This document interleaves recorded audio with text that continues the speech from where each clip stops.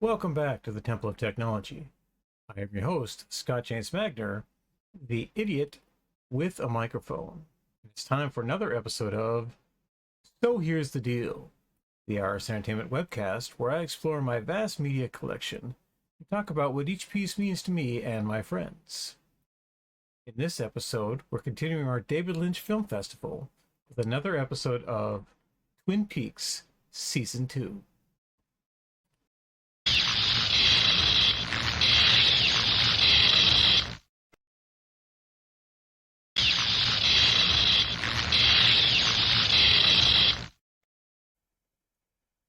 Welcome back to the collaboration room. I'm joined once again by my co-host and co-conspirator, McJulie, my friend for all things dark and spooky. Hello, Julie. How are you doing today?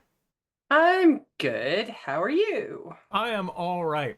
I am fortified with a hot beverage, some delicious cookies, Cookies. and the knowledge of this Twin Peaks episode, and that I may never have to watch it again.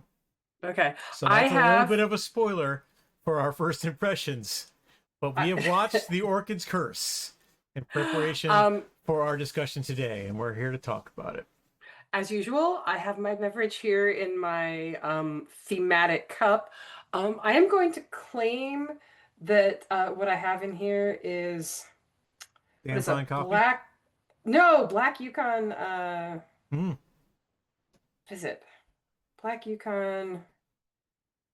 All right. Black Yukon Sucker Punch? Is that what it was? Black Yukon Sucker Punch. That's right. So I should remember Black Lodge, Yukon, Alaska, and then the name of a terrible, terrible movie. So bad. Oh my goodness. We're gonna watch that movie one day, and you think I'm mad about some Twin Peaks stuff. Wait till you see the veins pulse on my forehead. Flames on the side of my face. Talking about that fucking movie Sucker Punch. Oh my goodness. The name alone of that movie describes the experience of watching it. Much like Entrapment with Catherine Zeta-Jones and Sean Connery, where I was entrapped to see that because I was told it was going to be a date movie by my date at the time. It's like, oh, sure, yeah, what? It just kept on coming. But Sucker Punch, I knew going in, it was going to be ridiculous and empty and not at all to do with the David Lynch Film Festival. But then I watched it. There was 5 of us in that fucking theater, and 4 of us left angry. And only one of us really enjoyed it because he doesn't like to go to movies by himself. And that's the only reason the rest of us were there. We didn't even get drunk first. It was crazy. But that's a story for another time. All right.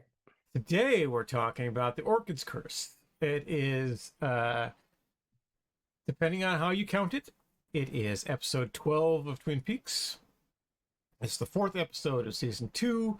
It was broadcast originally October 27th, 1990, and to typically abysmal ratings. They just keep going down, folks. Last episode we covered had a 12.8. This is 11.4, and it doesn't get better until a few episodes from now when David Lynch and Mark Frost are directing.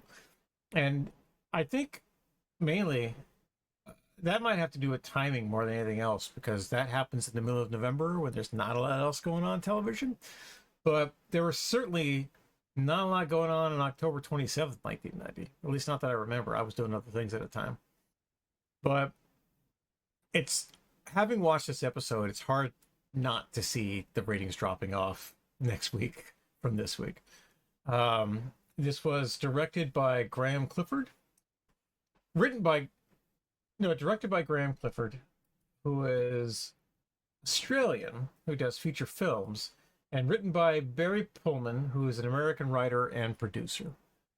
So Barry Pullman's done a lot of stuff, including stuff like Hercules, Roswell, things that are in the genre, and they were better than this episode, for sure. Graham Clifford has directed Academy Award nominated films and Emmy nominated TV series. But his claim to fame is that he was a film editor. And if you don't know what a film editor is, Marcia Lucas was the film editor for the Star Wars movies, the original Star Wars movies. And she's the reason why they don't suck. Because she was able to turn the incomprehensible mess that George Lucas puts on the screen into a cohesive narrative. And that's what a film editor does. And when film editors become directors, they're usually very tight, very precise in their shots and how they shoot things. And that's kind of weird that this episode happened that way. But it might also be that this was a very early thing in his career. He was 38 at the time that he had filmed this, and he has gone on to do a lot more things. He's 83 now and still directing and still editing. So, but this episode continues a bunch of things that we don't need to do. And for those who don't know, we are watching my Blu-ray collection of the Twin Peaks A to Z Blu-rays. This is the third. Yes, this is the third iteration of Twin Peaks DVDs and Blu-rays that I have got up to this point. I'm unlikely to buy a fourth, mainly because I don't want to watch this episode ever again.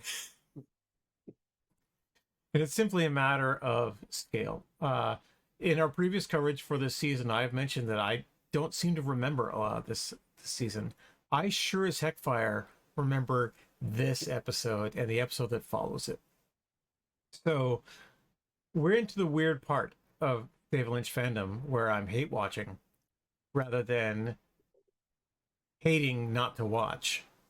And I'm not surprised that I have put most of the events of this episode, but not the episode itself, out of my memory. So, Julie, what were you doing in October of 1990 that could have framed your initial watch? I know we're going to cover later your first impressions and how your watch group took this, but what was going on in 1990? What was going on in 1990? Have you ever heard of a little thing called grunge? I have. I've heard a little bit about grunge. Because the same people with whom I watched Twin Peaks, that same sort of group of friends we met over science fiction fandom, but we were like a subgroup of the science fiction fandom who were also fans of horror and also fans of I would say independent music, because some of those people, like, I still see concerts with some of them, and our tastes aren't perfectly aligned, but we liked to go see live bands in local venues. And this was a time when, if you lived in the Pacific Northwest, seeing live bands in local venues meant that you were basically at the incredible beating heart of a music trend. Yeah. It's so I would say that we were still watching Twin Peaks, I believe, but occasionally, this is also kind of the rise of like when your friend would make you a videotape if you weren't going to actually be there.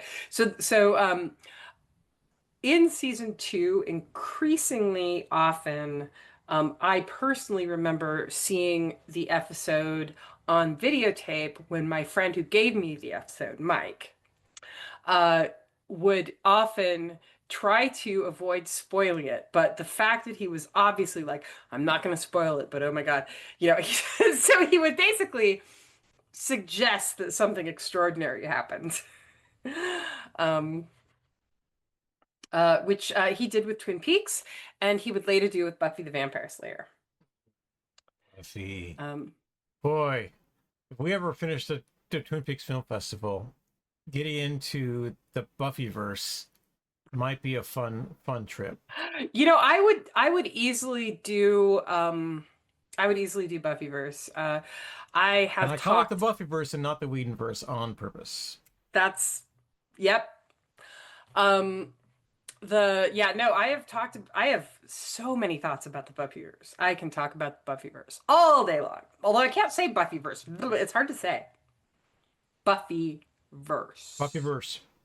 I would be Buffy. And if you get that, it's you probably already know everything I'm gonna say. Indeed. Um, All right. Julie, do you want to read our inaccurate but sadly fulfilling Wikipedia summary for this episode? so this is the one from the shorter Wikipedia, right? Yeah, we'll do the thumbnail. Okay. This is an episode of Twin Peaks that does not have its own Wikipedia entry. So when we talk about the thumbnails, we're talking about things that you'll see on Twin Peaks episodes wiki thing, and this is just one of the 500 words. It's not that much. Okay. Episode 12, The Orchid's Curse.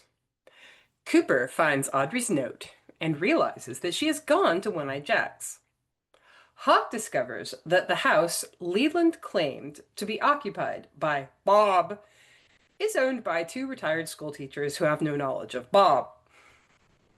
As Leland's court hearing begins, Judge Clinton Sternwood releases him on bail and deems Leo incompetent to stand trial. Sternwood advises Cooper to keep his eyes on the woods. Following a suicide attempt, Ed's unstable wife, Nadine Hurley, mentally reverts to a teenager, believing herself to be a high school student, and demonstrates unnatural strength, which she seems unaware of. A Japanese businessman, Mr. Tojimura, offers Ben $5 million for the Ghostwood development project on the site of the sawmill. Ben tasks Cooper with delivering Audrey's ransom money. Andy discovers that his sperm count has miraculously recovered, meaning that he could be the father of Lucy's child, but realizes with horror that she has gone to an abortion clinic. Realizing that Jean plans to kill him, Cooper and Truman plan to raid One-Eyed Jack's. They rescue Audrey and Blackie is killed, but Jean manages to escape. Maddie and Donna attempt to steal Laura's diary, but are caught by Harold. So that is a 90-second summary of a 45-minute episode. And to quote the late great Luke Skywalker, everything you just said was wrong. It's almost as unsatisfying as the episode itself. Now, I'm going to point people towards the Twin Peaks Wiki, the source of all great truths, so you can get a very much more in-depth sense of this episode than that summary gives you. But at the same time, just like you're happy that the summary is over, you're kind of happy the episode is over at the end of it. There's a lot that happens in this episode. Not all of it is good, but a lot happens, and these thumbnails are to the point where we might not be using them much longer, except for pure comedy value, which is what we get out of it. Having watched the episode in recent memory going, and there might even be an exercise where we will just try to remember what the episode was about before we watch it and write that down. and then go from there, because I have stronger memories to the next episode, mainly because of, but not from watching the episode, but from watching documentaries about David Lynch. And at this point in my fandom, there's a lot of stuff kicking in where I look back at Twin Peaks season 2 and Twin Peaks as a whole, and I'm seeing more David Lynch in the parts where David Lynch isn't, and that's really interesting. But yeah, go ahead. Oh, I was going to say, I suspect that a lot of the writers and the directors, that they have a kind of, I'm working in Twin Peaks, I'm going to do something that's Twin Peaksy. And what that means is, for good or for ill, they are sort of copying the biggest strokes. You know, the most obvious Lynchisms, the most obvious Twin Peaksisms. That's TV for Hold My Beer.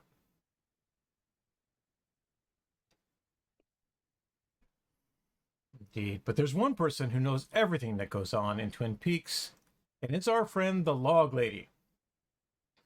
So we're going to check in with her and give a little recap of what she has to say afterwards, but then we'll be back with our first impressions of the Orchid's Curse.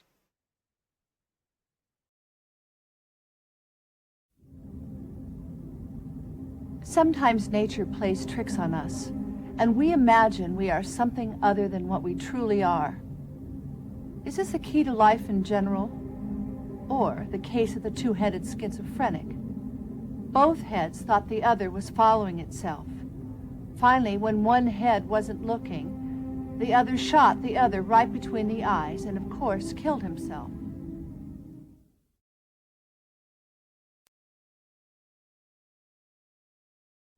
In first impressions, we talk about experiencing the piece for the first time, how it holds up over repeated viewings, and general chat about the episode.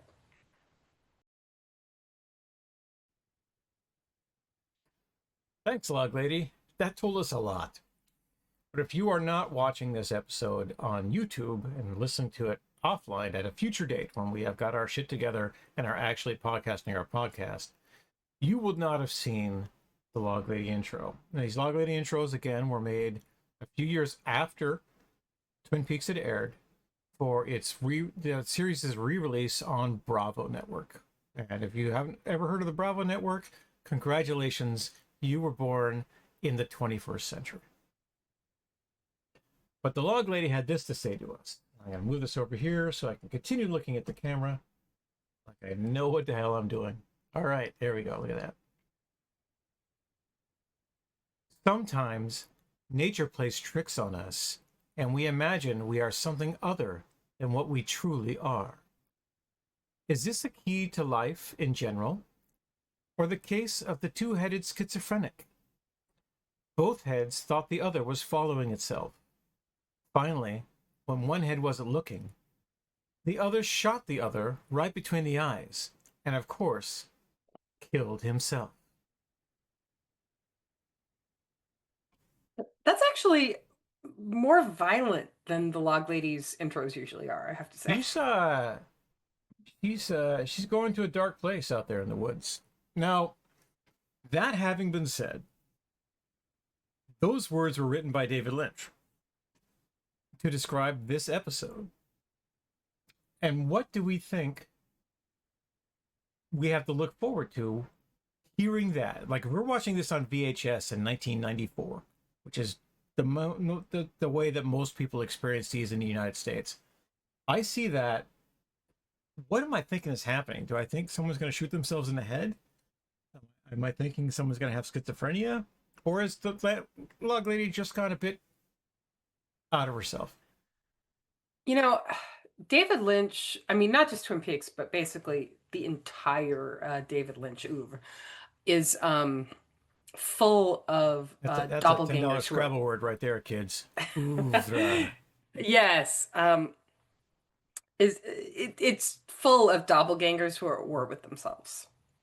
Like, so doppelgangers fighting each other is just right and left in It's the thing. David Lynch. So, so I would see it as, I think if I knew nothing about Twin Peaks other than what had already been seen, you know, like if I didn't know any pop culture spoilers or anything, I would probably put it down to that. But I think it would also prepare me for the idea that people would die in this episode. Yeah. Which does happen. Which does happen. Spoilers. Spoiler alert. Which we spoiled ourselves in the overview. But we're going to pour one out for Blackie later. But in general, yeah, I remember I watched these for the first time in 1998 and then again about 10 years later. Maybe even 20 years later. I think I watched this season again when The Return came out, and I had the gold box set of Twin Peaks and then The Return, and I wanted to get myself in the right time frame for The Return, so I watched Twin Peaks season 2 again. And my first impression the first time was, oh, that was interesting. But I was already watching a lot of other crime drama. I was watching 1998 crime drama and weird spooky stuff like Silk Stockings or The Profiler or The X-Files. And that was where I was And so I was in the right frame of mind to watch Twin Peaks and go, oh, okay, I can see this. Oh, I can see this. But it wasn't as spooky until this episode, where spooky shit happens. And this is as close, I think, as Twin Peaks gets to true horror for the first half of this season. Because there's horror elements in here. There's crazy, kooky stuff. More so than the torture of Audrey by Jean Reno or whatnot. But it centers around the person responsible for the title up there, The Curse of the Orchid.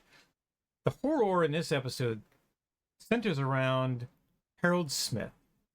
And even knowing what was going to happen, I was kind of afraid for our intrepid and inept teen detectives, Maddie and Donna, when they're trying to pull a fast one on Harold Smith, someone who has already shown themselves to be very proprietary and very protective of his secrets and the secrets entrusted to him.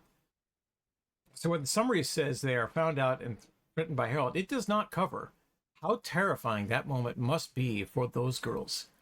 When to see an adult man come at them with a garden trowel, and then to prove his point of how serious he is, scrapes his own face with a garden trowel, which is somehow been sharpened to the point where he can bust skin, rather than the garden trowels that'll just, kind of scrape your skin a little bit and get it dirty. And you go, oh, okay, I gotta wash my face.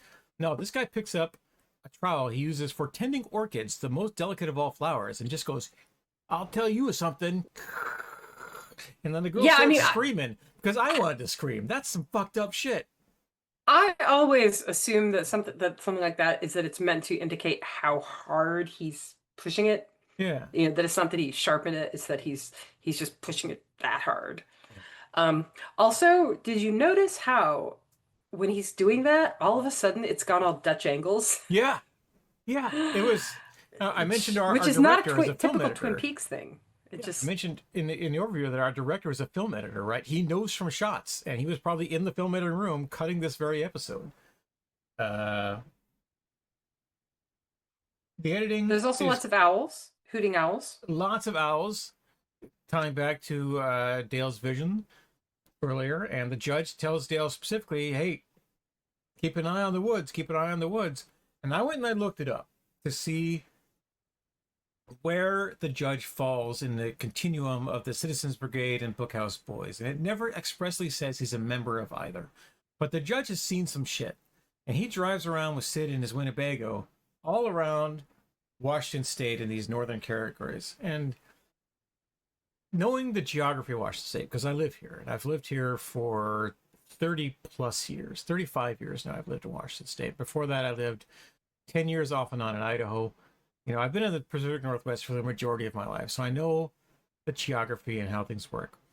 The judge covers, in his Winnebago, 4 or 5 counties on the regular, and they're not small counties. So he has to drive through these woods. He has to do all sorts of things up in there, and this is a guy who probably sleeps with a shotgun under his bed.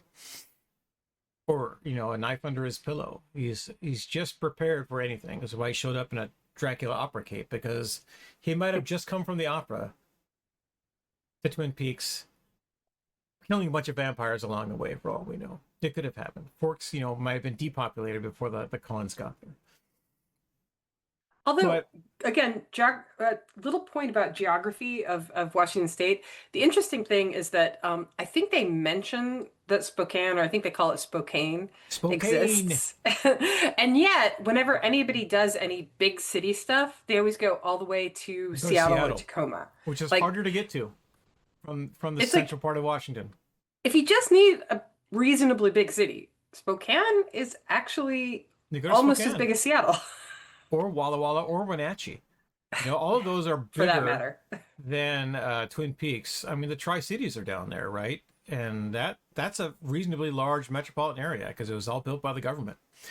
Whereas Twin Peaks, with its rotating population of either 5,000 or 45,000, depending on whether you're reading a wiki or you're reading the title card, which is put there by the network, is a small town or really small city. Spokane is 300,000 people. You know, the Tri-Cities are right in that same general area. Seattle at Metroplex, even in 1990, was 800, 900,000. It's more now. People have moved up here because of the tech boom. But it was one of 2 metropolitan areas in Washington State in the 1990s, Spokane being the other. And Spokane was barely there because they would count the entire population of Spokane County, which is Spokane is here, Spokane County is this, because the counties are really big in rural states like Washington, rural states like Eastern Washington.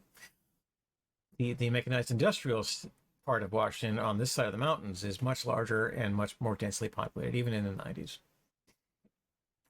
So I ask this every time.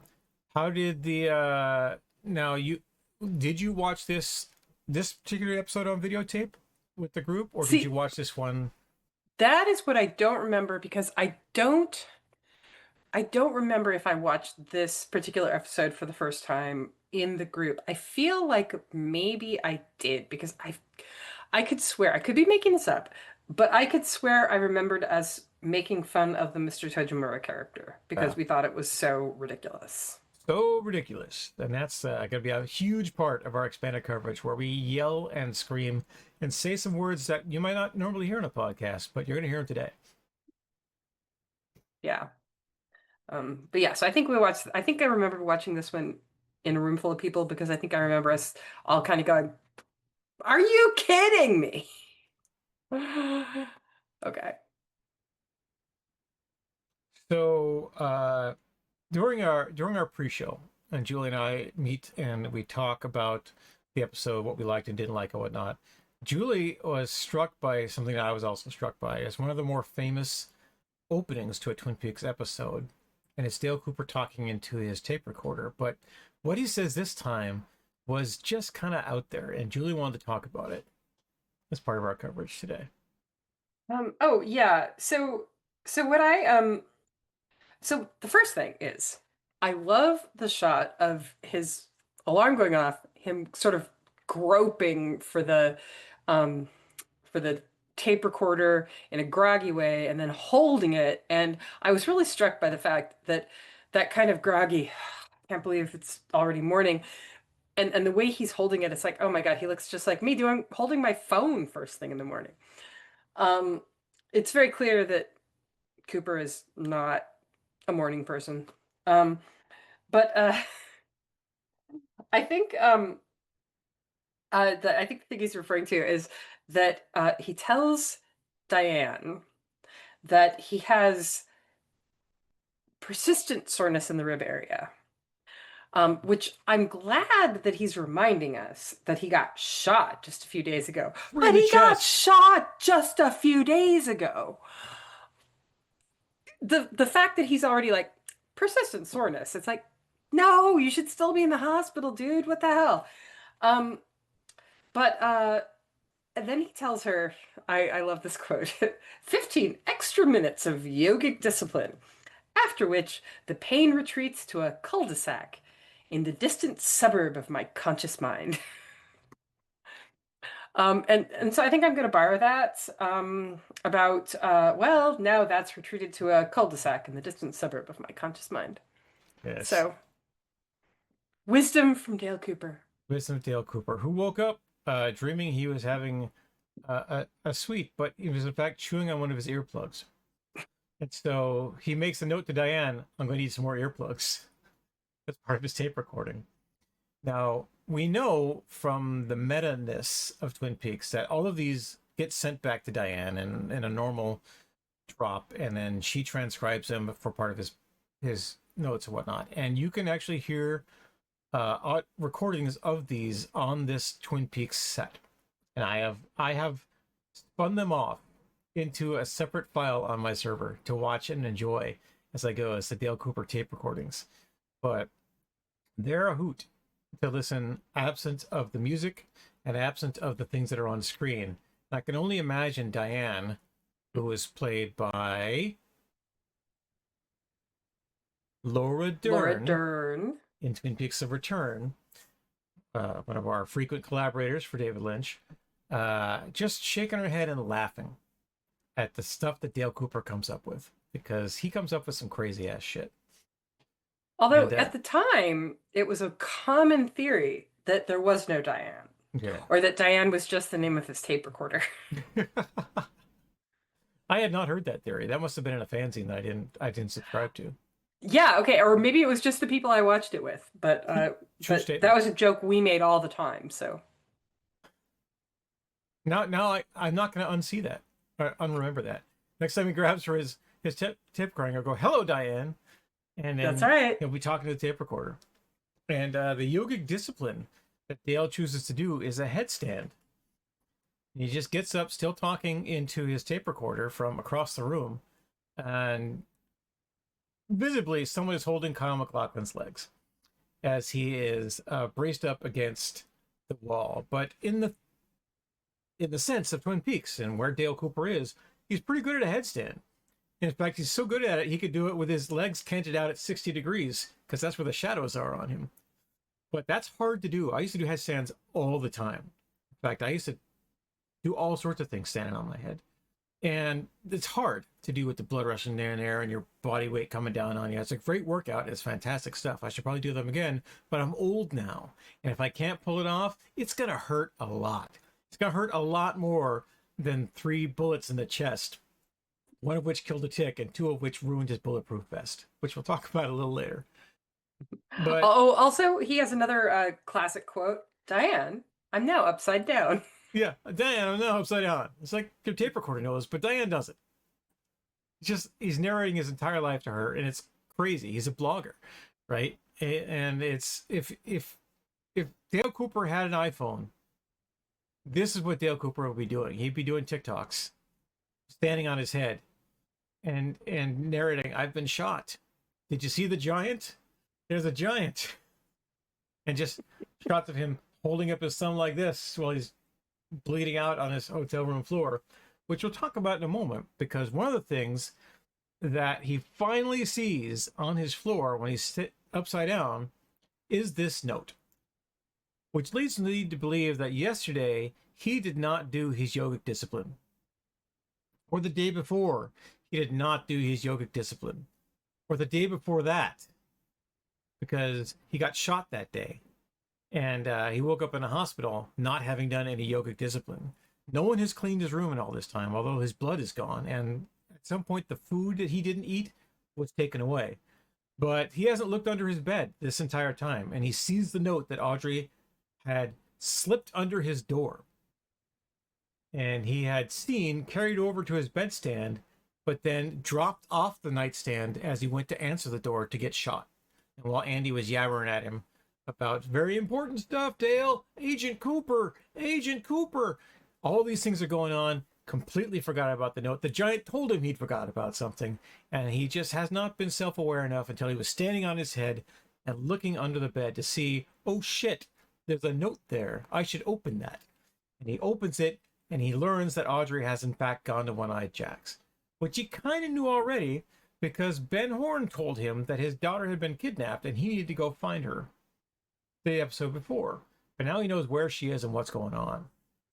And it's interesting stuff that Dale Cooper learns all these clues, and then the episode immediately cuts away to the return of our favorite deputy and one of the only ones with a name, Tommy the Hawk Hawkins, who has been to Montana to check out Leland Palmer's story, and Leland Palmer is full of shit.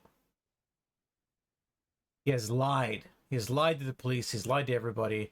And it's a good thing that guy's going on trial for something, because who knows what else that guy's lying about, or what secrets Leland Palmer may be keeping from us. So then we have this mockery of a trial that happens, and Julie has a lot to say about Judge Sternwood, which we should probably save for expanded coverage. But since, spoilers, this is the last time we see Judge Sternwood, we're talking about it right now in our first impressions. All right. Because this guy gavels the way that it's almost a caricature of criminal justice. I watch a lot of Perry Mason because it's comfort food to me. I love Perry Mason. In fact, Julie, it's all on my server. every episode, including the TV movies. I mean, When- it's not only one of my favorites, but it's something that me and my mom always shared. So it's kind of got that makes me feel close to mom thing. So Yeah. Oh, awesome. I read the books. I watched it on TV. It was my MASH before MASH became a huge, big thing. And then I watched MASH and Perry Mason. But there's always a bit where Perry has to go somewhere and he's defending somebody in someplace that's not Los Angeles. And there's always the judge going, shut up, do this, shut up. We're not talking about that right now. And they have these pre-evidentiary hearings and all this kind of crazy stuff. And the way Judge Sternwood is holding literal court in a bar is intensely reminiscent of these 1950s Perry Mason episodes, where Perry Mason, who's a really good lawyer, has to go slumming it with rural justice. And he has to try really hard not to roll his eyes at how ridiculous the procedure is, which is where our district attorney has to do, listening to Judge Sternwood just kind of rule on 2 cases without caring anything about evidence whatsoever. And the district attorney, by the way, is the diner we saw last week in the Double R, whom they thought was the food critic. His name is Daryl Lodwick, and he was played by the actor. His name is Rich Brinkley. And you've seen him in all sorts of stuff. He's the heavyset guy with that ginger beard and hair. And he is a fine character actor, but you're not going to see him again in Twin Peaks either. He's just he's in for these 2 episodes to do his thing and then shoof away as this courtroom farce plotline ends. But Harry Truman, as mentioned in the plot summary, just makes this impassioned speech about I almost forgot. Leland is a pillar of the community. Yeah, I almost forgot Leland's name. I was talking about Ben Horn because we talked a lot about Ben Horn in our pregame. Yeah, Leland is a pillar of the community, and he can't. The dads that suck. Dads that suck. Yeah, all these dads suck except for, of course, Dr. Hayward. Dr. Hayward.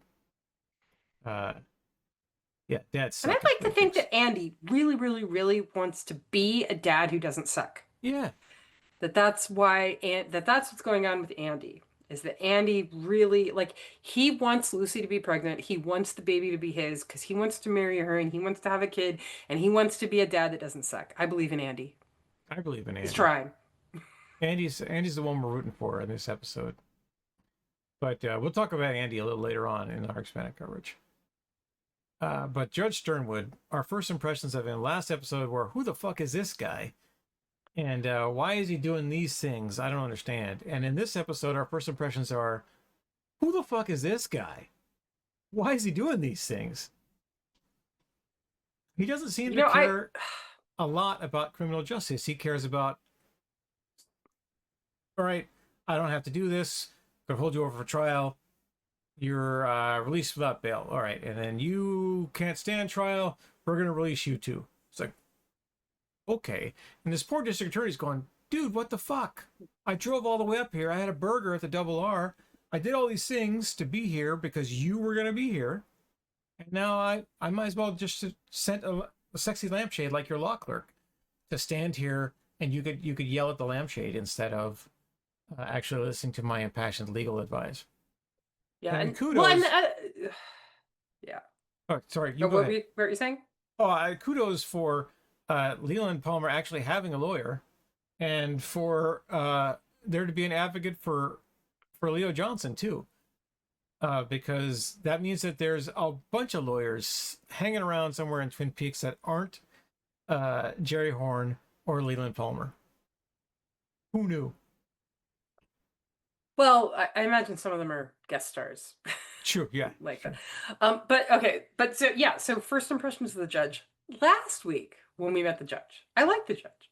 Yeah. I thought he's a colorful, quirky character, and he does this thing where he does the circuit where he goes around to all these little towns that are too small to have a standing judge, and does this thing. He travels in Winnebago. I was inclined to like him.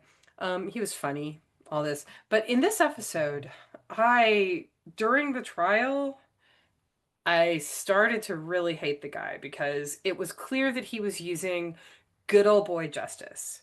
And I have a lot more history with Sheriff Truman, so I'm more inclined to forgive him. But when Sheriff Truman gives him that whole, Leland Palmer pillar of the community speech, I'm just like, what the hell is wrong with you people?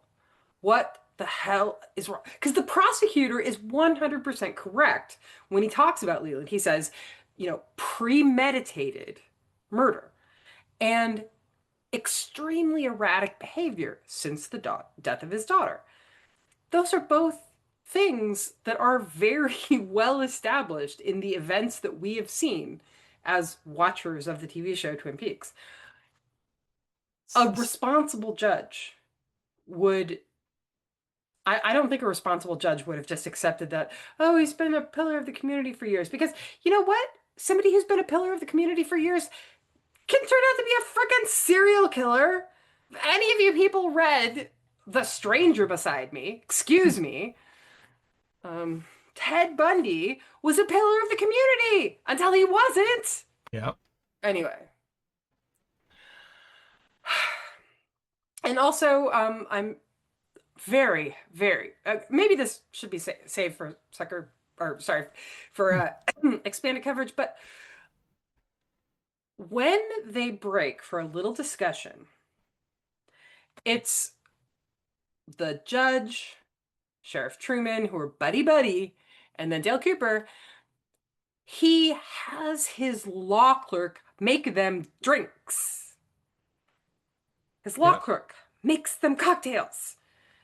And they're the weirdest cocktails you've ever seen. They are something called a Black Yukon Sucker Punch.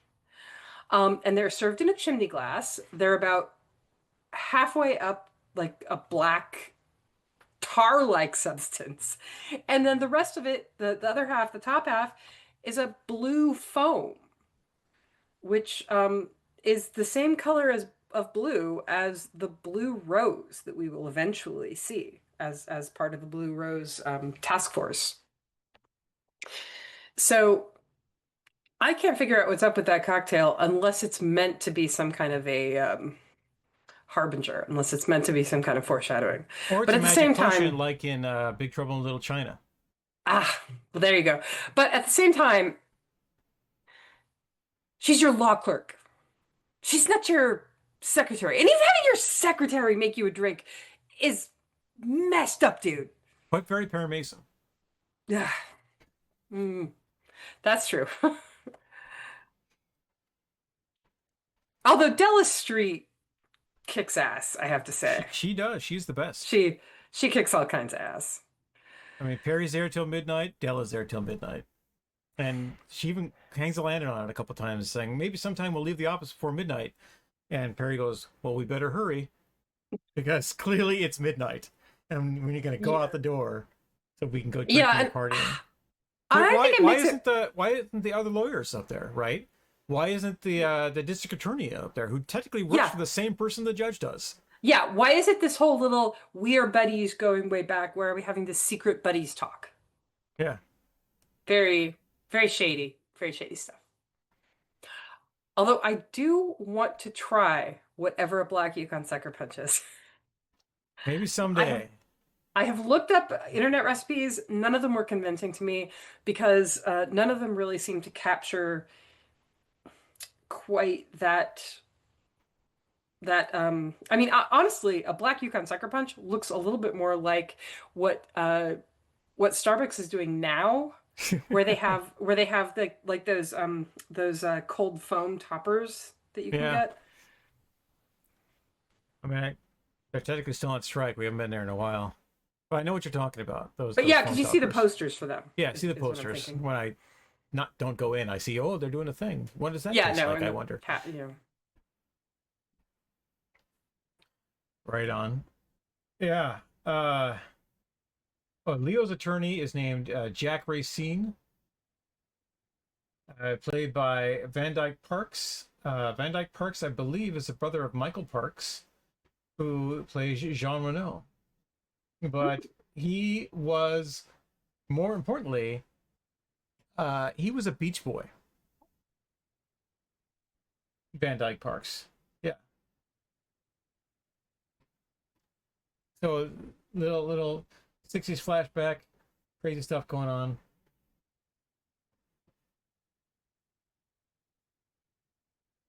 Yeah. So we'll back up here.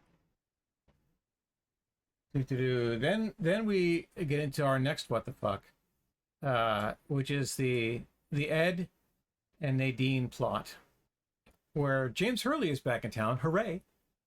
I guess. You know, he's one of the only people who doesn't suck, although he's an awful teen detective. And he doesn't really suck as a person, but he's starting to really suck as a character. Yeah, he is. When like they when do he not can know what to disappear do for with 3 him. episodes and you don't notice, that's a problem. A lot of our series regulars are in every episode, but James can disappear for 3 episodes, nobody notices. Big Ed, is gone for most of last episode, but he's back here doing something, and then he disappears for all of this one. You know, you think we need a bookhouse boy. You think it's going to be Ed, but it's not Ed. You know, Ed's busy doing other things because his wife tried to kill herself because she knows Ed doesn't love her. And Ed takes this as, well, I owe her some kind of love, which is not just a Chris Isaacs song. It's the element of toxic masculinity that is crazy throughout a lot of television and fake romance written by men. Kids, especially ladies, you don't owe anybody any kind of love. You either love them or you don't. And if you have fondness for someone, that's great. That's fantastic. I have great fondness for Julie. I've known her the majority of my life. Not as long as she's known her husband and some other people, but a gratuitous portion of my life that I have a great fondness for Julie. She doesn't owe me a damn thing. Well, okay. I would actually say we owe each other a lot, but in the more you're human, I'm a human kind of way. So I would say like, oh, we don't owe each other thing. No, I would pull back from that but the thing is, let's say that our long-term relationships were no longer a thing for whatever reason. Mm-hmm. If one of us developed a crush on the other one would not be obliged to reciprocate in any way. That is correct. Yeah. That's so we don't owe each other anything in that respect. But it is correct that after 20 years of marriage, he does owe Nadine something, and it's a divorce. A good divorce on good terms, divorce where he just leaves and gives her all the stuff that she's earned by taking care of his life and her own life and being all the way through this. Although now that she is experiencing mental health issues, yeah. It does get a little more complicated because men leaving when women get sick, that's kind of an asshole thing that happens a lot. And he's trying not to be that kind of asshole. Right. So I would give Big Ed some credit there. But at the same time, I mean, it's something I wrote down because I thought it was really kind of ridiculously funny, is when they move in and they establish the Nadine stuff. You know, he's like, well, Dr. Hayward said we should just roll with it. And then James says, have you considered talking to Jacoby? And it's like, oh yeah, have you considered talking to somebody whose specialty it actually is, instead of Dr. Hayward, who apparently the general practitioner, family doctor of family medicine. It's like, it's not his area. Why would you expect a family doctor to know anything about, you know, mental illness? And then we get the little thing of like, no, he's in Hawaii recovering from that heart attack. So just in case you wondered what was up with Jacoby, now we know. Yeah. With his wife, whose name we've already forgotten. Which is most likely Leilani or something. Something equally wacky. Like that. Yeah, and then Nadine rips the door off a refrigerator. Which is one of the coolest supernatural bits, and one of the only things I like about the Nadine plotline is how she is always freakishly strong and has been freakishly strong her entire life. Like, she got literally shot in the eye by Ed with a ricochet and just kind of shrugged it off and says, oh, well, I guess we should go back to town. Honeymoon's over. On her honeymoon, first night, they haven't even slept together yet, as man and wife, she gets shot in the eye and goes, meh, it's okay, and soldiers on with her life. It's like, wow. And now she's superpowered, mentally unstable, and thinks she's a teenager. Sure hope that plot goes nowhere. But I can't. Because I've seen the future. Again, one of the things about Twin Peaks season 2 is that in the first season, they established all of these things, all these weird things going on, because part of it is it's structured around this mystery. Somebody's been killed. Who killed her and why? The basic question. So when we find out Nadine is freakishly strong, it's like, maybe she had something to do with it, you know, and all these things. But by season 2, it's starting to become kind of obvious that some of those plots have nothing to do with who killed Laura Palmer and why. And the show is not called Who Killed Laura Palmer. But everything that falls outside of that story-wise does not really have the juice. It does not like, have the juice.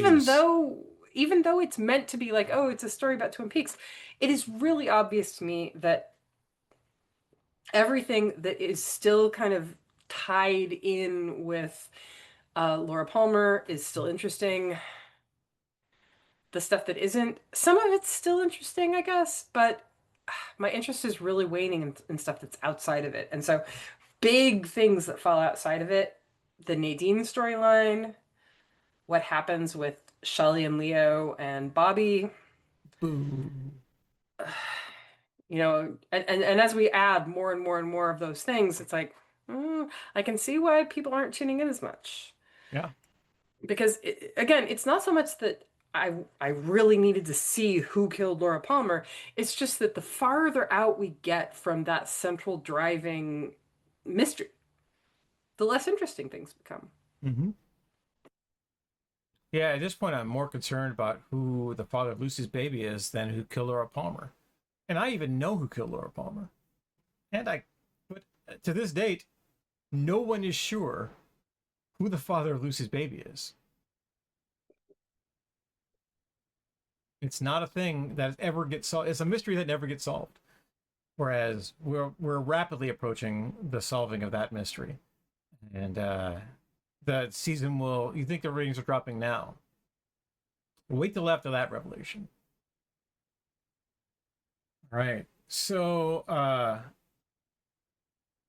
another interesting bit that we have to talk about is in this section and not in impressions is Leland Palmer just fucking vanishes.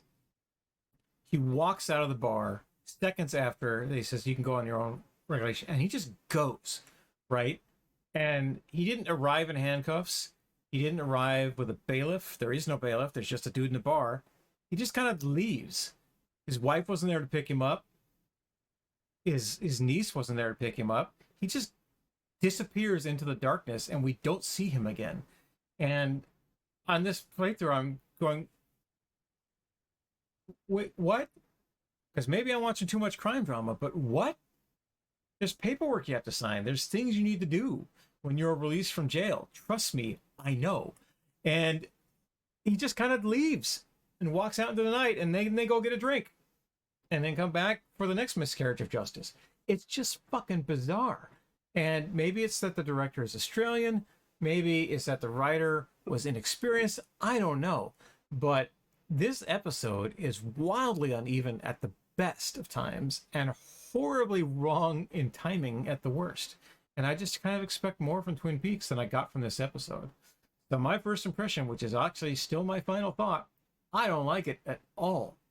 There are moments, there are good things about this episode, but as a whole, this episode, bad. And it ranks among the bottom of season 2 episodes for me. It's not at the bottom. We have a long way to go to hit the bottom of this barrel, my friends. A long way to go. We're 4 episodes in, and this one is teen something out of 22. Teen something out of 18, rather. It is not going to get better than that. Do you have any more first impressions before we move on to the expanded coverage that we're itching to talk about? We're itching to talk about. First impressions. Let's see. Yeah, just I know even though I hate many of the elements as much as you, I don't hate the episode as a whole as much as you because it is dumb and annoying in many ways, but it is not boring. And the ones that I tend to put way down or are both irritating and dull. I have to say, I don't think it's dull. I actually think it moves it along at a good clip. No, and it's well paced, and it's like I should amend my first impressions because I thought that this episode just cooked right along to the point where it's another one act episode. It doesn't have rise and fall. It's not complete, and it's just continuing saga. It's the most soap opera of everything we've seen in nighttime drama to date from this series. But yeah, I was genuinely concerned by the end of this episode. Like we were almost going to get to a second act. Oh, rise and fall, tension. And it ends on rising tension and it opens on, huh. So it had a nice trajectory and it zoomed right along. But I watched it without commercials, right? I can only imagine what it would have been like to watch Twin Peaks with commercials, because I have never watched Twin Peaks with commercials, ever. The return was on Showtime, right? So it was just shown right all the way through, and I didn't watch Twin Peaks when it aired live. Changes the pacing a lot. It changes the pacing a lot. I know when a commercial comes, because there's the fade in and the fade out, and there's the music cues and whatnot. But imagine, you don't have to imagine, because Netflix is fucking doing it now, and it's as every other streamer, where things are going along at a nice pace, and then just all of a sudden, boom, there's a commercial. At least this episode was designed for those commercials to exist.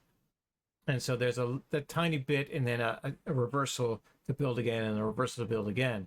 Whereas streaming services right now will just throw you an ad every so often because the algorithm says, they've been watching a while. They need to know about liver pills. And you know what? They do that because they offer premium where you don't get the ads. Yeah. So they want to make the ads as annoying as possible. As annoying as possible. Because they want you to pay extra to not get them. Yeah, because they still get paid by the advertisers and they'll get paid by you to not see them. And so, but when you watch something on broadcast TV and the commercial comes on, you go to the bathroom, you go up and you wash a dish, you take the garbage out, right? And now all of us have cable these days, so we can just pause when the commercial starts, go do the thing we want to do, and then come back and fast forward through that commercial to get to where it needs to be. But unless you're watching the Super Bowl, the commercials are meaningless to you. They don't do anything that you couldn't have done by saying this episode's sponsored by Bounty and a couple other products, and then you just watch the episode and come back and say this episode was sponsored by Bounty, like the end of every Perry Mason episode, I might add, where they have a commercial baked into the final credits. It's a kind of a tangent, but it's interesting how I feel like in many ways commercial television is sort of dying this weird slow death, basically along with mass consumer culture. Because one of the things we talked about with Twin Peaks is about how it was a mass culture phenomenon in a way that is almost worldwide. Impossible now. Yeah, worldwide. Because you don't ever get anything anymore these days where everybody's watching the same thing at the same time, except for the Super Bowl. And so the Super Bowl has commercials, and the commercials are a big deal, except this time every single one was for some kind of, I don't know, agentic AI or a crypto scheme, like gambling, online gambling and stuff. It's like everything. It was it felt like the end of an era. Don't get me started about professional baseball, and especially the playoffs and the World Series, where they are actively sponsored by gamblers who were once so anathema to professional baseball that they banned people for life for being in the same room as somebody who bet on baseball. Not for betting on baseball, not for colluding to throw baseball games, for being in the same room as a gambler. They got banned for life. And now Hall of Famers, Hall of Fame baseball players, bet their own money on live television with gambling apps. Where the fuck did that come from? And that's the collapse of American society right there, right? At least I want to go back and find on YouTube a copy of this episode, right, to see the commercials that aired, because a couple of them are included on the Blu-rays as some of the commercial spots that they've done or promotional spots, but just to see what advertisers thought they were going to get, the kind of boost they were going to get for advertising on Twin Peaks or advertising on ABC at 9 p.m. on whatever the hell day this was airing. Fridays at this point, wasn't it? Or Thursdays, because it was still opposite Cheers. Yeah. All right, rant off about commercials. But boy, that felt good. All right, let's move on to our expanded coverage. And we'll talk some more about Twin Peaks.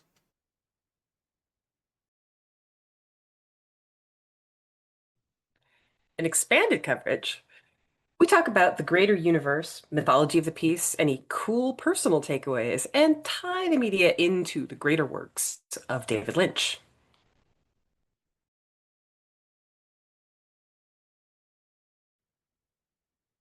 All right, here in our expanded coverage section, we talk about the greater universe and mythology of the media, which you heard in the bumper just now. I just wanted to stress it, because if you thought we were in depth in our first impressions about this episode, buckle up, kids. We have a lot to say about this episode and where it fits into the oeuvre,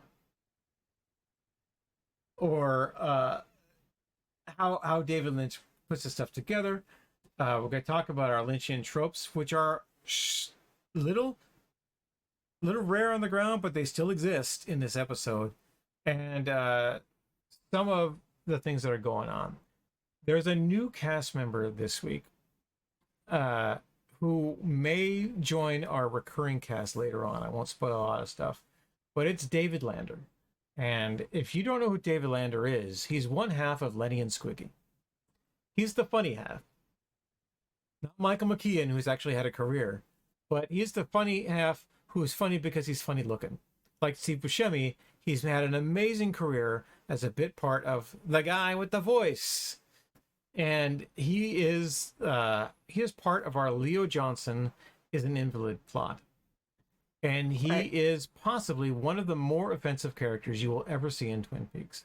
And we're talking about rapists, murderers, and pedophiles. But the insurance scamming David Lander, I've forgotten his name. It's probably here on the thing.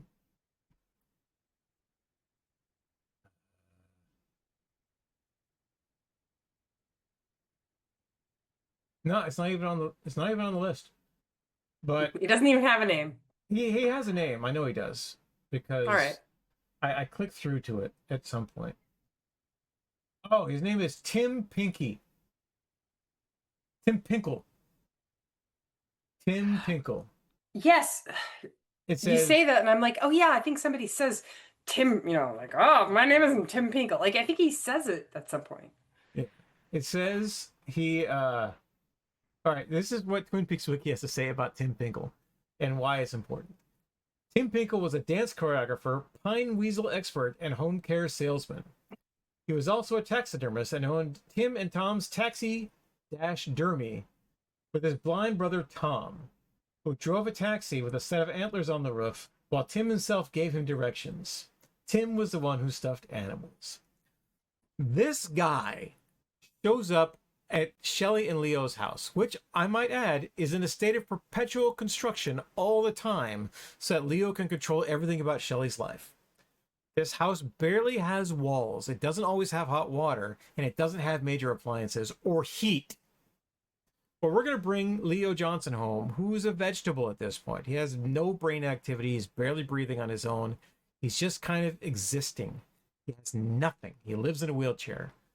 They're going to bring him home and move him to and from hospital bed from this trapeze contraption that Tim Pinkle is selling to Bobby, because Bobby knows Tim Pinkle and he's a good guy. You can't trust Bobby, Shelley. Bobby is a bad person. You're a bad person for hanging out with Bobby, but especially for considering Bobby's plan to steal all of Leo's insurance money that the state is giving you to take care of him after you just sat in a courtroom and said, I need to have my husband home. I love him. You have perjured yourself.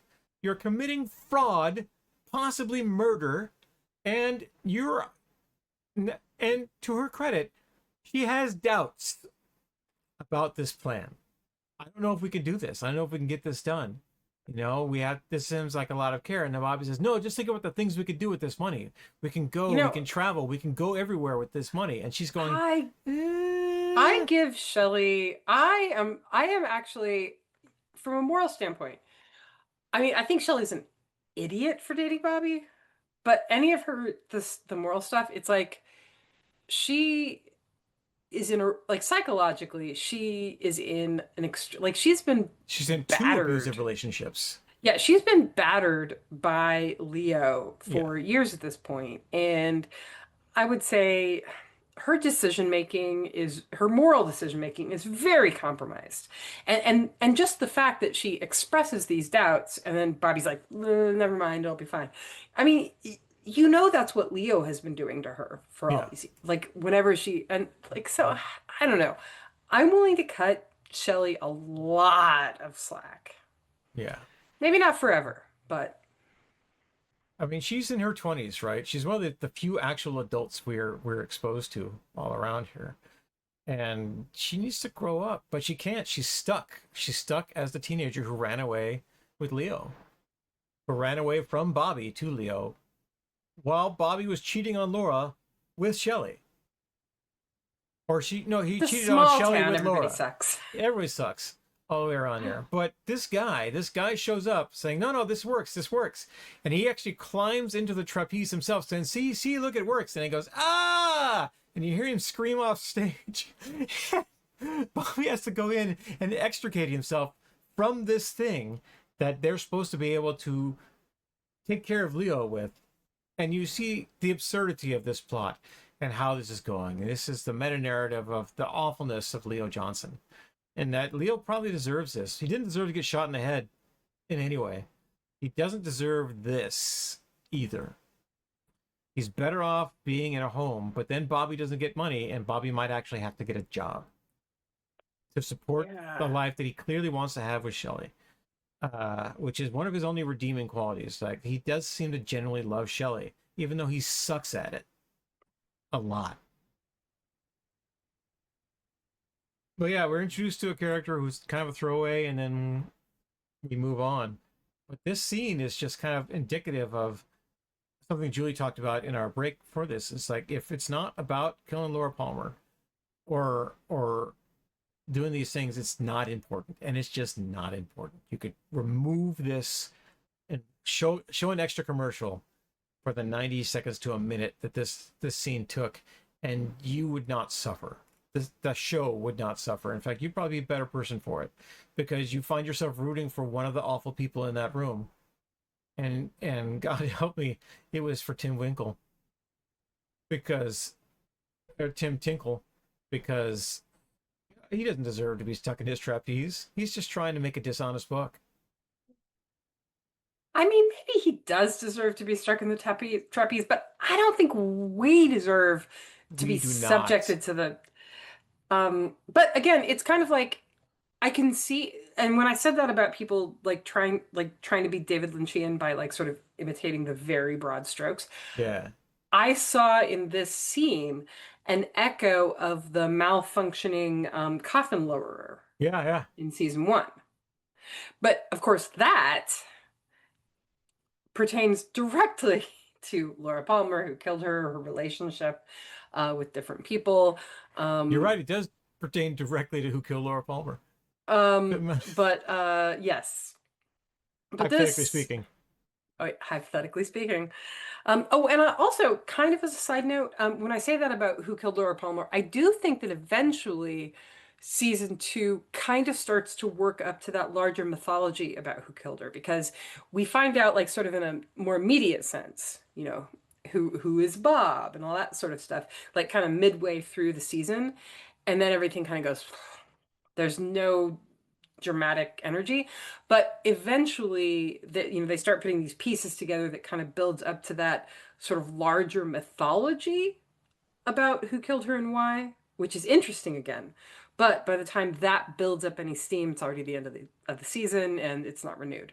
So we don't really get to see that play out until Firewalk with Me and season 3. So let's talk about what's going on at the Great Northern. This is a subject near and dear to our heart. How much Ben Horn sucks. Ben Horn sucks so bad. He's yelling at Dale Cooper because he hasn't found Audrey yet, and Dale is trying. He's got in his hand the note saying, and he's gonna tell Ben, but it's like, nope, that's not gonna happen. And then Ben sends him on an errand with the money to go get his daughter back, being held at One-Eyed Jack's. And it's like, oh, okay, well, that's fine. But Ben doesn't care. Ben doesn't care. And then the first thing he does is he sends Hank Jennings to follow Dale Cooper and get the money back and Audrey, or rather, get Audrey back and the briefcase of money. What about Cooper? And then Ben Horn just says, Dale Cooper isn't coming back. It's like, oh, cold-blooded, right? You almost see a tiny bit of something to look for in Ben there, but you already knew he's a murderer. You already knew he's responsible for the death of Andrew Packard. And you knew that he was trying to burn the mill down with Josie and Catherine and all the other nefarious plots that he's got going on to enrich himself. He's a rapacious robber baron who's ruling over this fiefdom. And now that someone has taken something of his, he's upset. And that thing is the thing he cares least about in the world, his teenage daughter. Fuck Ben Horn. Fuck that guy a lot. He does not deserve the awesomeness that is Audrey Horn. No one in that family does. For the exception of maybe Jerry, and maybe, I've already forgotten Ben's wife's name and Laura's mother's name. I've forgotten her name. She's been on screen, what, twice? I have no idea what she's on, because I certainly haven't seen his son for a long time. And we talked in our pre-show about, for those who don't remember, Audrey's older brother Johnny, who is ostensibly Ben Horn's firstborn child, is developmentally disabled. And Laura, one of the things that she did as community outreach person was she came and she sat with Johnny and she read to him and talked to him. And Audrey has great passion for Laura because she helped my brother. I didn't know her all that well. I'm sorry about that, but she was nice to my brother and I love her for it. That's what she tells Donna, and Donna says, I love her too. And then they become fast friends. And then the two don't see each other again for the rest of season 1. So, Matt, it's crazy, right? They're going to be fast friends. But again, it's been 12 days. It's been 12 days since Dale Cooper got to town. It's been 13, 14 days since Laura died. And that was kind of on day 3 that Audrey and Donna talked. And Audrey's been missing for 4 of those days. So there's only a tiny window in there where they could have hung out and been friends together. But it doesn't seem to be all that important to Donna. What seems to be very important to Donna is taking everything that Laura Palmer had in her life and making it her own. And this is my least favorite Donna episode of all time, including the bit where Lara Flynn Boyle blackmailed David Lynch and Kyle MacLachlan into not having a relationship with Audrey Horn between Dale Cooper and that, because she was dating Kyle MacLachlan and she didn't want that to happen. That's not the official thing, but it's what happened. And so, and she did not appear in Twin Peaks Fire Walk with Me. So we had different actors playing Donna Hayward in that movies, if you got the missing pieces. So she's becoming less likable as we go. And having moved herself into Meals on Wheels, right? The only person she's actually helped so far is the old lady with the cream corn, whom we never see again. And now she's insinuating herself into Harold Smith's life and wants nothing more than to exploit him, which is something Laura never did. You know, okay. This is one of those, I mean, I know that when in our pre-show, we kind of disagreed about this subplot, because I actually like the way this subplot kind of goes back and forth with shifting your sympathies. Because the thing is, she does exploit Harold Smith. And she does some things that are actually pretty crappy, like that just showing that she doesn't understand what it is to have something like agoraphobia. Like, she seems to, there's a point where she snatches Laura's diary and tries to use it to lure him outside, and he has a panic attack and collapses and things. And but the thing is, she seems genuinely apologetic after that. Like, as far as like, oh, that was not right to do. Also, she's a teenager. She's a teenager. He's an adult man. And I realize the fact that everybody playing these characters is 35. You know, that they all look 35. And that's a problem. Because I think it does mean that, I mean, that's a problem like with all kinds of television, where you have a character who's like canonically 19, but they look the same age as people who are canonically 35. And it just, I think we misinterpret the characters a lot because of that. And so in this particular case, I have a lot of sympathy for Harold Smith, but I also have a lot of sympathy for Donna. She knows that Laura Palmer had this secret diary, and Harold Smith has told her, oh, there's nothing in there that pertains to her murder. But why should she trust him? She barely knows him. I mean, she likes him, but why should she trust him? And he promised to read her the diary if she gave him secrets in return, right? Which she doesn't do, but the one time she tells him a secret and then immediately steals the diary and runs off. No, she tells him a pretty good secret, actually, when she tells him that story later. The first love story, yeah. That's is that right before Maddie comes in, or is that that's right before Maddie comes in. Right. She's obviously telling a real story, something that means something to her. And it also I'm rereading The Secret Diary of Laura Palmer right now, as read by Cheryl Lee. So I'm rereading the audiobook.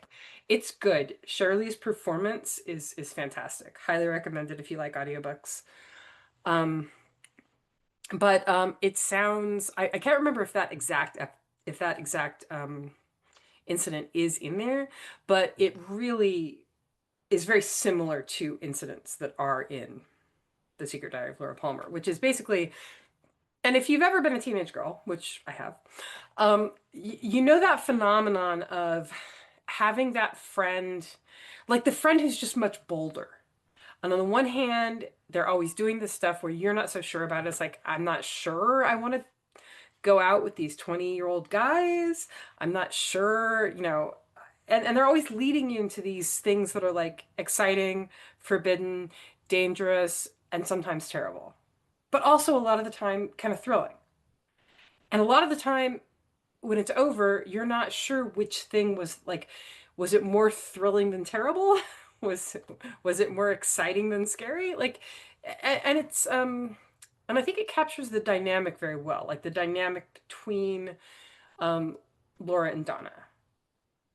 And so even though Donna does some things with Harold Smith that are kind of exploitive and you know, some things that are kind of like being an asshole to somebody with a disability, Harold Smith is also a grown-ass man who is giving wine and seducing a high school student, and also quite possibly concealing evidence, meaningful evidence of a murder, just because he's got some fetish. And it's like, okay, I don't want to kink shame, but you know, I still think that it is probably, like, I think that hanging on to Laura's diary just because, like, oh, I've read it, there's no evidence in there. It's like, are you an investigator? How would you know? Yeah. Like, give that shit to Dale Cooper. He would probably find evidence in there. Anyway, so. No, you're right. You're right. And I need to remember that Donna is a teenager. But we haven't seen her do childish stuff since season 1. She's just doing a bunch of stupid stuff. And but she puts her teen detective hat on again in this, and then Maddie is brought in as the accomplice for teen detectives. And you know, when they don't have James as the grown-up in the room, which is, you know, a risky proposition in any transaction, they're making bad choices. And if she had just waited, she would have got everything she wanted. I feel confident that Harold Smith would have read her parts of Laura's diary in a transactional fashion until she got what she wanted. But she skipped ahead. She wanted to skip ahead for the same reason they broke into Dr. Jacoby's office, which I believe was Donna's idea. And she wrote Maddie into it, and Maddie is right to say, I don't like this. I don't like what we're doing. But she's stuck there. And at the end of the episode, they're terrified. Well, Harold is, you know, getting a real smooth shave with a gardening trowel, gardening fork. I always mix those up. It's a fork. It's got the fork tines on it. The trowel is a little shovel. But yeah, I looked. He gardens himself. Yeah, he gardens himself. And yeah, I tried to look up if there's a special name for the one with the 3, and I couldn't find anything. Yeah. So. But that's how the episode ends. And in between all of that madness is the actual plot that we want to know is, do we get Audrey back? Are we going to save Audrey? Are we going to find evidence that's going on? And Dale Cooper and Sheriff Truman, they go and they do it. They go and they do it. And there's a bunch of action, right? And I don't think, without giving a blow-by-blow description of everything that goes on, we can really do that justice. Just to say that they do it. But the interesting bits that happen while they are raiding in, or in the lead up to raiding in on One-Eye Jacks, is that Blackie dies. She is stabbed in the stomach by Jean Renault after she climbs in his lap for sexy times. And he just flat out murders her and dumps her on the ground and leaves her sister to clean it up. And that was really cold-blooded by Michael Parks as Jean Renault. I don't have any illusions about who Jean Renault is. From the moment that Michael Parks got on screen, he has been consistently evil, consistently menacing, and one of the true villains of this entire piece. And he doesn't even have Bob as an excuse. He's just a bad guy. Oh, He's yeah. done very bad things, and is going to continue to do bad things. He's planning on murdering Dale Cooper because Dale Cooper was nearby when Jacques Renault died. And so since he was nearby and, you know, won money at blackjack, clearly he's guilty of my brother's death because he talked to my brother after that, and now my brother is dead. It's like, wow. Way to logic that one, criminal mastermind. But he just kills Blackie, his longtime associate, because she was also nearby when Dale Cooper was nearby, when Jacques Renault was nearby. Madness. All madness. But while Dale and Harry are raiding One-Eye Jacks, because they didn't get invited in, they're sneaking in on the cover of darkness, they run into said sister, and she is definitely the next sacrifice in Jean Renault's playbook. She's not going to make it out alive because he sent her in to slow down Dale as part of the master plan. And Dale does not kill her at this time. So don't worry about that, readers. Although... Go ahead. Oh, I was just going to say, although, you know that I think that the moment when Cooper encounters her is very significant. Yeah. Why don't we talk about that? Okay, because you know, they've been breaking in and doing all kinds of, you know, secret agent type stuff. But the moment when Blackie's sister approaches, Dale literally strong arms her, shoves her away very roughly. And it's actually the first time we've seen him do that with a woman, I think. And she says something, you know, it's not my fault, it wasn't my idea, you know, they just treat us like meat hooks. But then he sees in the mirror a reflection that she's grabbing a knife out of like her boot. She's grabbing a knife out of her boot. She goes to stab him. He stops her without even looking, which obviously looks awesome, looks very badass. And then shoves her away again. And she says, like, she starts talking and he says, "Shut up." And there's something about the way that he says that seems like it's a side of Cooper we've never seen before. Like he has good cause to hate her, definitely. as good cause to despise her and all this. But there's just something about like the cold, hard way that he says shut up to her strikes me as like this harbinger of like the dark Cooper that we see later on. Anyway, so that just struck me as and I think that's a moment that I don't think I particularly noticed the first time I watched it, because I think it's something that only seems important in retrospect, having seen where the character goes. Yeah, and this is the place for that. This is our expanded coverage, because when Dale gets trapped in the lodge, it's because he has darkness, right? That's what traps you in there, is your darkness traps you in there. It's not any mystical wackiness. It's like the chains you forged in life are what hold you there. To get Dickensian about it. And Dale's got that in spades, right? We learn more about Dale's history when his old partner, Wyndham Earle, shows up. You know, which we've been, a name that's been bandied about a little bit so far and become much more relevant as we go forward. But Dale has a big history before coming to Twin Peaks. And like I've mentioned, between him and Albert were sent here for a reason, because they are the people that Gordon Cole sends when you need to get shit done. And that's why Dale Cooper is here, to get shit done, to figure out who killed Laura Palmer. But really, it's to who's killing all these people. Laura Palmer is simply the latest one. Laura and Ronette, rather, are simply the latest ones to be attacked, and just only Laura has died.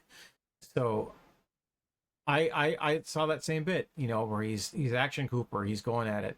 And it's very reminiscent of the character he plays in The Hidden, which we'll talk about outside the Twin Peaks Film Festival, but just focused, boom, on there, doing all these things and not screwing around. It's not Paul Atreides in any way. It's not Jeffrey Beaumont in any way. It's Dale Cooper.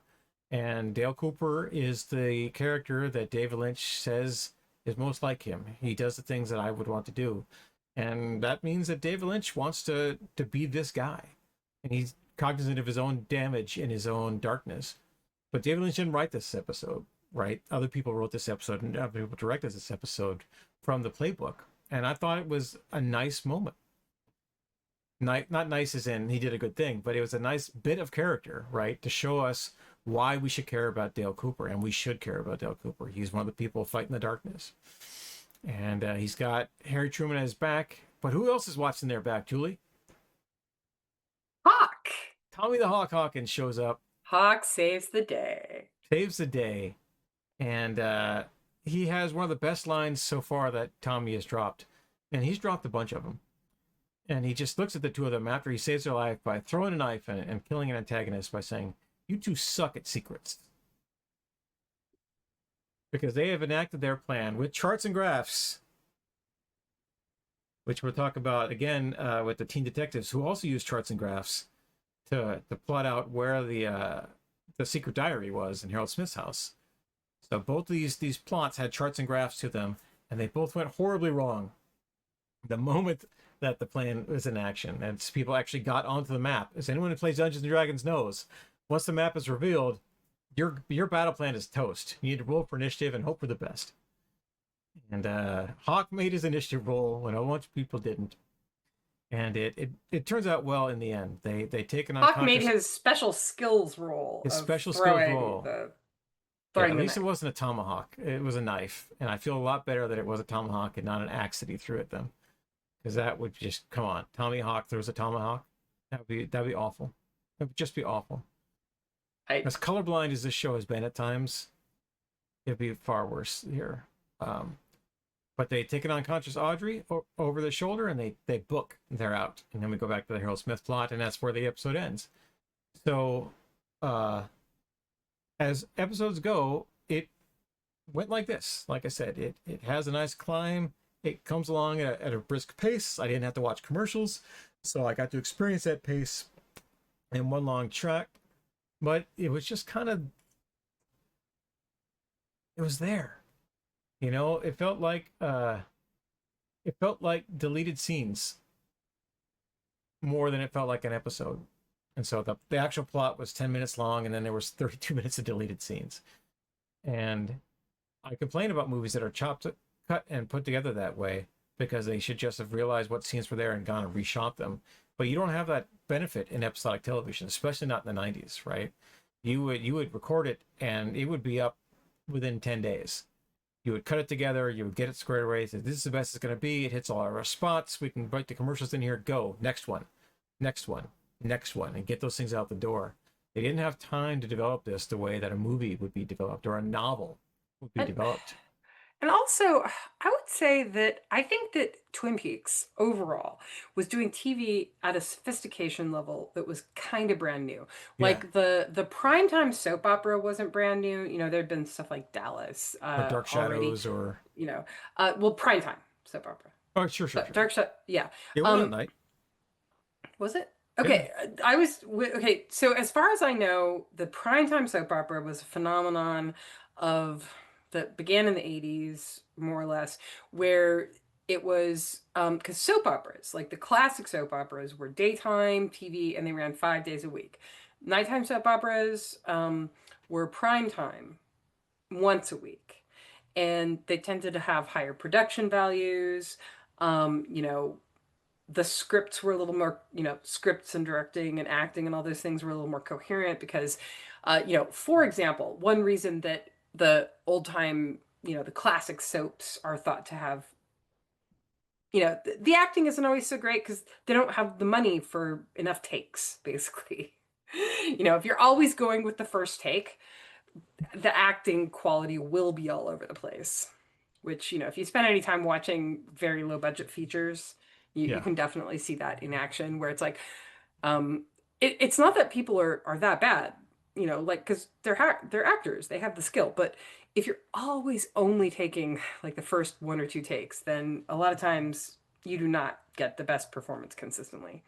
But anyway, so the primetime soap operas were, they had soap opera plots kind of, but they were, you know, once a week, higher budget, etc. So Twin Peaks is obviously kind of in that mode, but it's much more in a mode that became much more popular later with things like The X-Files or Buffy, where you have like a science fiction / fantasy adventure show, which also has soap opera elements.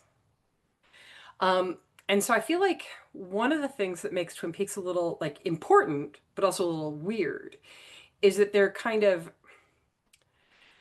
not really striking the balance between the plot this time and the soap opera elements.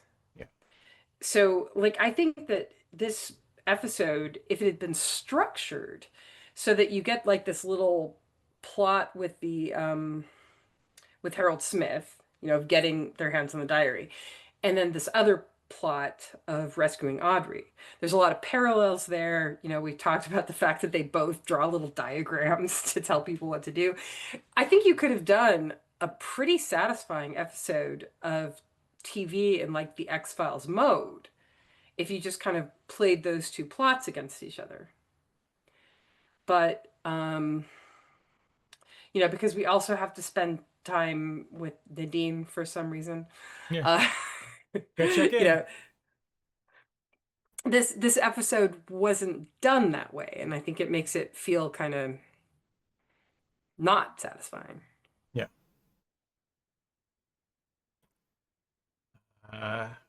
What about our Lynchian tropes for this episode? You know, oddly, the number one Lynchian trope that occurs to me is the Black Yukon Sucker Punch. Just because everything about it is so inexplicable. So inexplicability, major Lynchian trope, but also the fact that it's a drink that doesn't exist, mentioned as if it's a drink people know about. But also the fact that visually it's like 1/2 motor oil, and we've consistently seen that like that kind of the black oil is this kind of Black Lodge substance, you know, and it tells us that the Black Lodge is near. And then the upper half being that blue of the blue rose. That strikes me as a very Lynchian trope, that a trope in a glass. Um, other tropes. It's kind of light on Lynch tropes, actually. It is, but there's one that we almost forgot to talk about. I know we don't want to talk about it, but we have to talk about it. It's Mr. Tojimura. People wearing Do false we? faces. Yes. Do we have to talk about it? We kind of have to talk about it because Mr. Tojimura is clearly not Japanese. We're going to save the majority of our Tojimura discussion for a later episode of So Here's the Deal. But it is obvious to everybody that that is an actor in yellowface. Everybody except for Ben Horn, who sees dollar signs and listens to this gravelly voice and doesn't know who it is, and the Japanese presenting person who has a Japanese bodyguard clearly must be Japanese, and everything they say must be true, because why would the Japanese lie to me? And then he gets this $5 million check and walks off and goes, woo, which makes his concern about the $250,000 ransom for Audrey a little suspect. But out of nowhere, Tojimura shows up last week. People think that they are, and I'm using pronouns importantly, people think that they are the restaurant critic. They're not the restaurant critic. They're not anybody else who's going on in there. In this episode, they are revealed or purported to be an investor who wants to be investing in stuff. But at And least if they were the restaurant critic, the fact that they're wearing a false face would at least be, oh, the restaurant critic tries to be anonymous. Yeah. If it's not the restaurant critic, then why are they in disguise? Yeah. But you're wearing a false face and you're doing things, and there's a mystery behind that person, and we'll leave it there for now. But this is tropish because of Frank Booth. That's true. He wore a false face. Well-dressed man. To be the well-dressed man. And Jeffrey Beaumont was wearing a false face in his interactions with the nightclub singer, because he was trying to be one kind of person when he was actually a different kind of person, and obscuring his motives and doing all these things around there. Josie Packard, is wearing a false face because she is clearly involved with criminals. She clearly had something to do with her husband's death, and she wants him to go away. Leland Palmer is wearing a false face because bad dads suck so bad. They're all kind of the same at one point. I mean, the only generally honest person we've seen so far is Andy, and even he's got secrets. His secrets aren't very secret, though. They're not very secret. He's just talking about them to anybody as we go on. But Andy is what you see on the label. You crack open that can and you'll have good wholesome milk to drink, and that's all there is to it. But we've seen Dale's extra face. We've seen darker sides to Harry that we don't like. We've seen the judge with secrets. We've seen Tommy's actually who Tommy purports to be. Hawk purports to be the certain person. That seems to be exactly who he is. We don't have to worry about him. But everyone is hiding behind a false face, and that's very Lynchian. That's true. Yeah. Everybody. We've been talking so long. Being something or not. My AirPods are cutting in and out, so I want to make sure that we have enough to get to the end of this. I'm going to put on different headphones for our next section. Okay, let's move it along. All right. Do you have anything more to say about our expanded coverage before we move on to the next bit? I can't remember if I ranted on camera or off camera about them making his frigging law clerk make them drinks. Because I'm just probably going to rant about that for the next couple weeks now, honestly.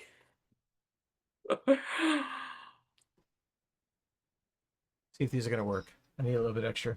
I need a boost.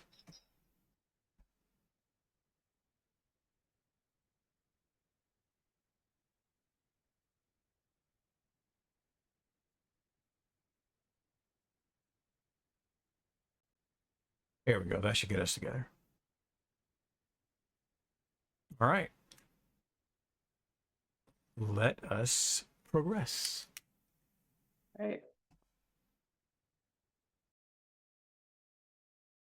In final thoughts, we share the important things we want people to take away from this week's show and anything we just really have to get off our chests that didn't fit into any of the other sections.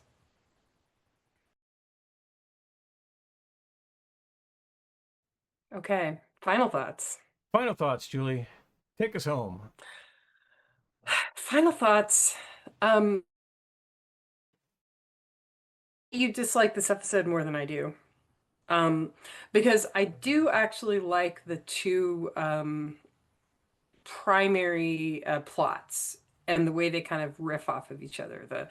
The stupid kid detectives trying to get Laura's diary from Harold Smith and Harold Smith, right? Harold Smith. Yeah. Harold Smith. Okay. For some reason, I keep wanting to call him Howard. It's okay. We're talking about Leland Horne and Ben Palmer. It's true. And Cheryl Palmer and all the different things, because they're all so intertwined for ourselves. It's true. Anyway, and the plot to get Audrey back, I feel like those have some interesting parallels, comparison contrast, especially just the fact that like they draw little diagrams for each one. And so I kind of like those two plots. And I like that they both end in a very dark place emotionally. That they both show this kind of darkness to the characters. Yeah. However, it is becoming increasingly apparent just how annoying the non-centered plots are. The Nadine plot. And that's actually something that I remember at the time, is that the Nadine plot drove me nuts. I could not stand it when we went back to the Nadine plot. It's one of my standout dislikes of all Twin Peaks. And that includes stuff like people wearing rubber gloves and getting superpowers much later on. It's just there's some whacked out stuff, but superpowered Nadine in the body of a child, or with the mind of a child, is just kind of, I don't know. And partly why I don't like it is because some of the other wacky stuff that happens, you can at least justify it in like a thematic way, but there's no thematic juice out of the Nadine plot. There's no it doesn't really comment on any of the other plots. It doesn't broaden the universe of Twin Peaks in any way. It's just something that happens. Yeah, its whole hook is seemingly to sideline Ed, so that he's not complicating the Hank and Norma plot. He's not involved with the Bookhouse Boys when he needs to be involved with them, and he's certainly not being a good dad to James. We'll get more about James and what James has been up to next episode for sure. But my final thoughts is that this episode... Oh, there's a kitty. Hey, kitty. There's several kitties. Wow. Are you going to show us your kitty? I can grab one of them. There's two of them poking their heads in here right now, and one of them does not want to be picked up. So we'll see if this one... I can pick him up. Hey, buddy. Cat want to say hi on Zoom, because... Come here, buddy. Oh, come here. No, come here. Yeah, he's fighting. All right, well, if the kitty doesn't want to say hi on Zoom, it's fine. He's going to be on screen. All right. It's young Master Caster, Lord of Disaster. You see how happy he is to be a national internet star. He does not look happy. He's like a cat meme. Yeah, he is. I had to pull on him a little harder than I wanted to pull on him to get him into my hands, and I apologize for that, kitty. But he was so close to coming up. I just kind of gave him a little nudge. In there, and that's kind of how this episode was for me. It was so close to capturing my complete and total attention, and it just needed to pull too hard on my arm to get me to where I needed to be. It was... I can't say how well written it was, because it was not well edited and well paced. I can't say how well directed it was, because it was not all that well written.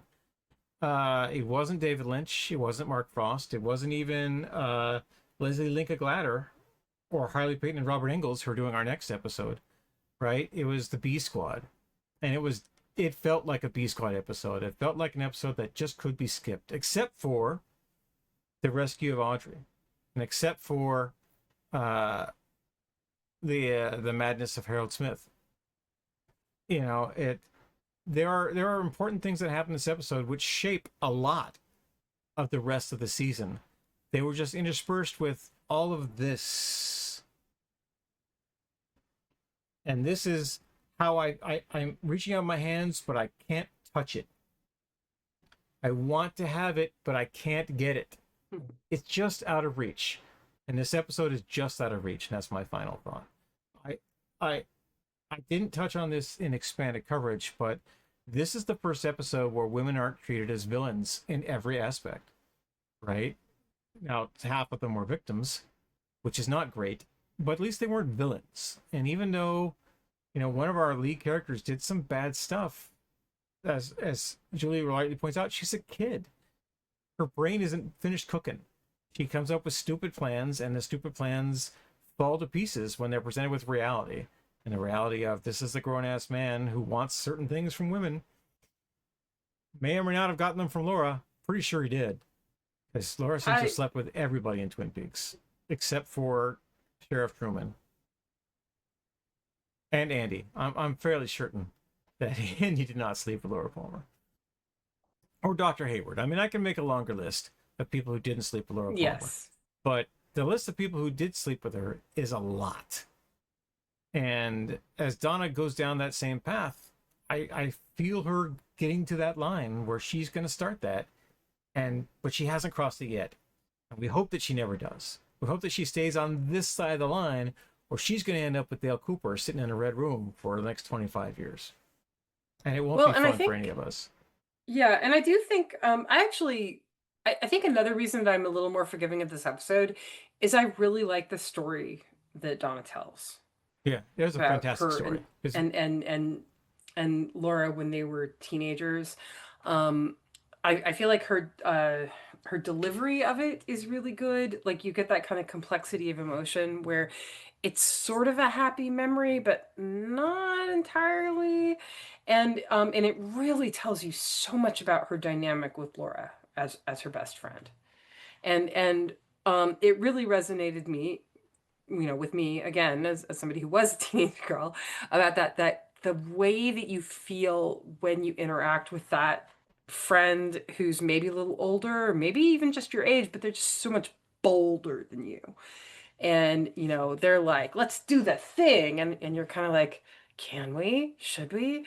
And that whole, the complexity of that dynamic of wanting that friend to lead you to that place that's like beyond, that's weird, that's more than where you've been, but also being like, is that safe? It's not safe, is it? It's really not safe.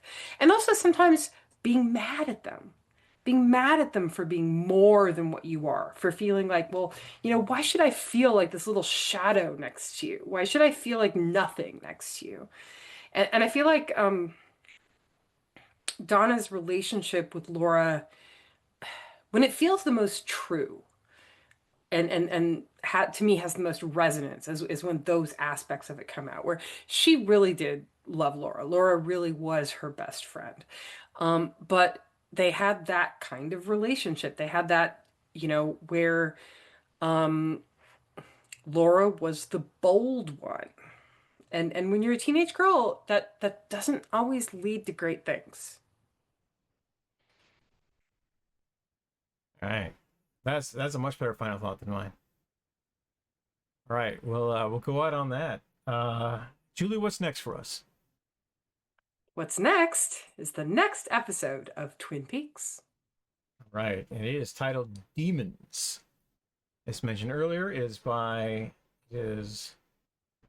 directed by Leslie Linka Glatter. It's her second episode this season, and written by Harley Payton and Robert Ingalls, which will be their third episodes, their second episode together, and they're 3rd episodes each, because each of them wrote a solo episode. Harley Payton wrote Coma, and Robert Engels wrote Man Behind the Glass. So we're looking forward to that next time out. Julie, where can people find you online? You can find me at gothhouse.org. You can find me as McJulie in many online spaces. And you can find my books at Eris Entertainment. Oh, yes, Eris Entertainment. It's a fine purveyor of science fiction and thrillers, which are, sad to say, much better written than this episode of Twin Peaks.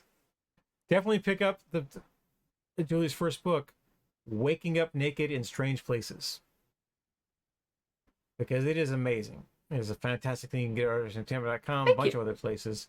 You can pick up my books at artistentertainment.com. You can find me on Blue Sky, YouTube, Twitch, Discord.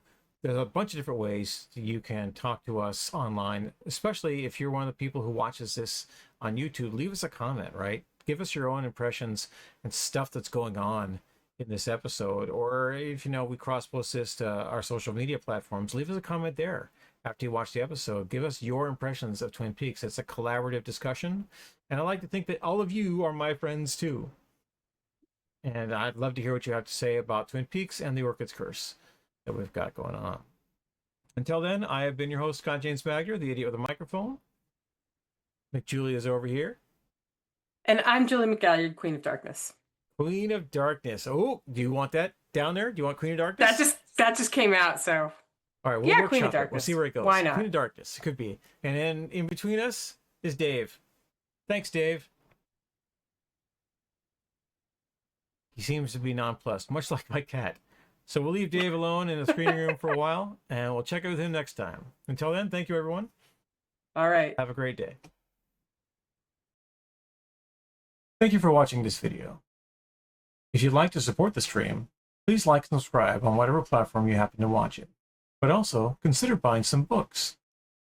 ArtistEntertainment.com is a progressive publisher that focuses on independent authors and the stories that they tell. We have a curated selection of novels in science fiction, fantasy, high fantasy, space opera, horror, just about any genre that we believe needs some support, and the authors that need to do so as well. You can find this website by using this QR code or by typing artistentertainment.com into your browser and head over to our shop where you can get a free book written by me, Scott James Magner, called Homefront. Homefront is my 2014 science fiction novel, which I've later expanded into the Homefront trilogy of Invasion, Landfall, and Beachhead. But to get a sample, just go here, select the ebook, and you see it's $0. Free book delivered to you, your email. All you have to do is sign up for our mailing. That's it. That's all you need to do. Thank you very much for supporting us here at the Idiot with a Microphone channel, and we'll see you soon.